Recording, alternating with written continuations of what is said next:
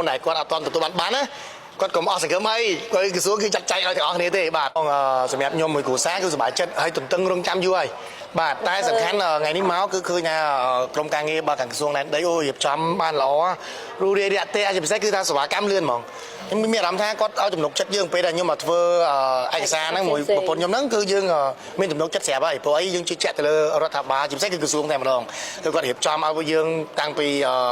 ការរៀបចំឯកសារតាំងពីការប្រាប់តាំងពីការផ្ដល់ព័ត៌មានក្នុងក្រុមជាពិសេសគឺ follow up រហូតពេលខ្លះខ្ញុំលូអ្នករកស៊ីហ្នឹងអ្នកធ្វើការរវល់អញ្ចឹងទៅគាត់ follow up ក្នុងក្រុមគាត់មានក្រុមអញ្ចឹងណាហើយគាត់ថាគាត់ដោះស្រាយអតិថិជននៅក្នុងគម្រោងបានល្អ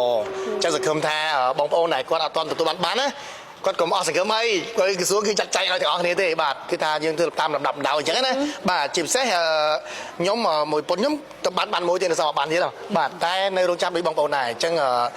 សង្ឃឹមថាវីដេអូនេះបងប្អូនបានឃើញគាត់សប្បាយចិត្តដែរព្រោះអីឃើញថាពិតជាទទួលបានពិតគាត់មែន